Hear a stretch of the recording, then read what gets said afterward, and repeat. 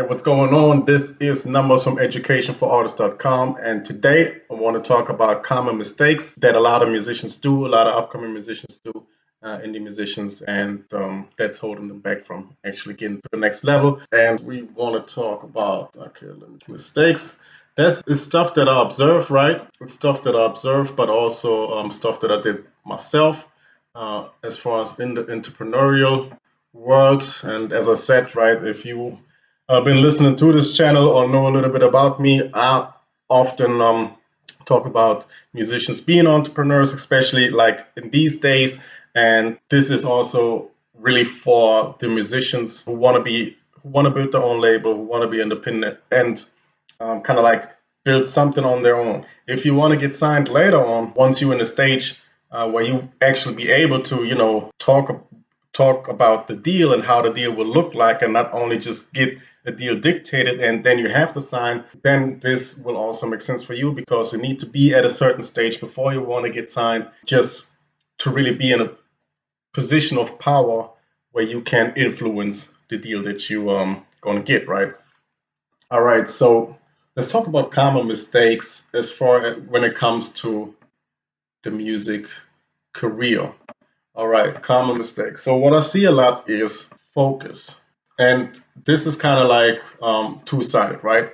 So the one thing is just focus on your music career, like how much time do you actually spend your music career and different strategies, but then also on what part of the music game do you focus the most? And most of the time, it's the craft itself. Most of the time, it's the music. If I ask a musician, where do you like, what is your budget? Like, where do you spend money on right now as far as your music career? Studio time, number one, mix and mastering, the engineering and all that stuff. And then sometimes artwork and stuff like that. But I hardly hear about marketing, promotion, and stuff like that. And also, not only when it comes to money, but also when it comes to time. If you think about like how much time do you spend in like creating music, right? How much time, if you got 100% of your time, what is the percentage that you actually spend your craft on the music itself? How much time do you spend marketing your music, promoting your music?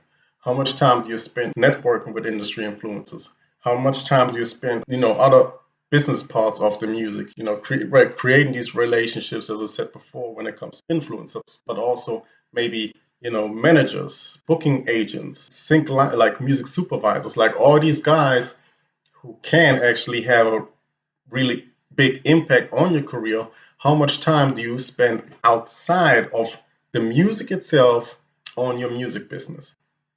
This is something you really need to look at. And that's something what I did in my first business. In my first business, I had a very good product in that sense, right? So everybody liked the product. This is, I guess, the same thing when it comes to your music. You like your music and you got a lot of people who give you great feedback about your music. So my whole focus was the product, right? So, and I got shipload. I actually ordered from China. I got a manufacturer in China.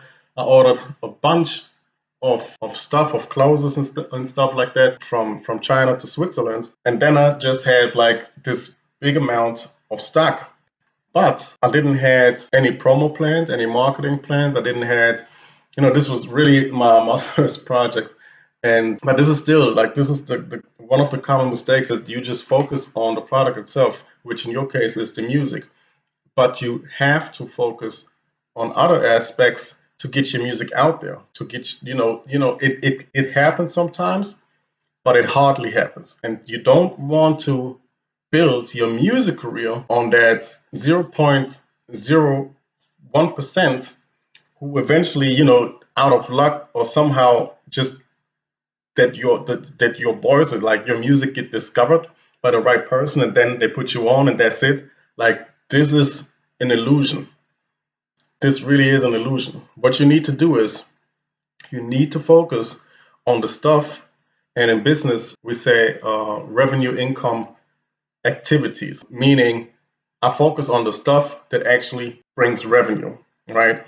And this is what you need to do with your music as well. You need to focus on the stuff that, on the one hand, for you, revenue is not only money, but revenue for you is also fan base, right? So you need to focus these two, like, or even number one, I would say fan base. Number two, make money off your music. And they kind of go hand in hand, but this is what you don't like. This is what you need to focus on the most, I would even say. Of course, you need to have the right product, but you don't need 100 songs or you don't need 1,000 songs and nobody listen to it, right? If you do have a good amount of music, you rather make sure to really get into the business side of things and figure out how you get your music in front of the right people. And this is just a focus shift, but you have to do this kind of like consciously because and set goals and really go after it. If you don't do it, nobody else will do it for you. You can be doing music for years and years and years, but if you don't really go active about building your fan base, building your relationships, getting your music in front of these people, actively networking with agents, A&Rs, whatever the case may be. And also, like, it depends on what you want to accomplish with the music. You need to have focus outside of just the music itself. You need to also really concentrate getting your name out there and actually following these steps which you're going to lay out. Also, and this is something important, right? Because you can have so many activities in the music game. You can register with every entity. You can do a lot of pseudo work as well. You can also overdo like administration work, right? You got to really focus on what is it that actually going to bring you the results that you want to accomplish. What brings you really towards your goal, what brings you one step further. And this is what you need to focus on. So not only the music, not only the product, but how to market and how to sell your product is key to be successful in the music game. All right, with that being said, this is a short video today, a little motivation. Maybe, just think about it. If it makes sense to you, I suggest you kind of map out on how you go about it. Make also like think about it, like really think about how much time do you spend on your music? How much time do you spend on it right now? If it's 3 hours a day, for example. So what do you do within that time? If you tell me all you do within the 3 hours is really like writing and like stuff like the craft itself, but you do this every day, it's good. But take 1 hour of these 3 hours and dedicate it to the business side. Dedicate it to something. If you don't know what to do yet, then dedicate it to research on what to do in order to get your music in front of the people. If you just this 1 hour a day will make a huge impact in the future. So with that being said, think about the focus, really calculate how much time you actually really put into your music game and into your music career, because and kind of write it down. Really keep track on it. How much time is it that you put in there, and where do you put your time into right now?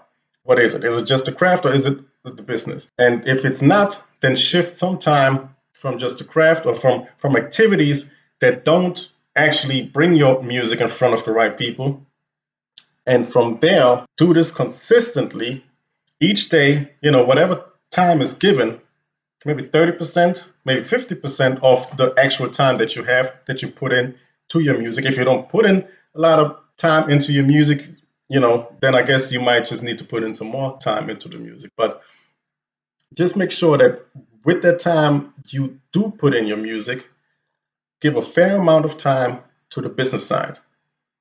Concentrate on that, focus, fan base growing activities, money making activities, to increase your circle in that sense, in that scene, and you're going to see some big results coming for you.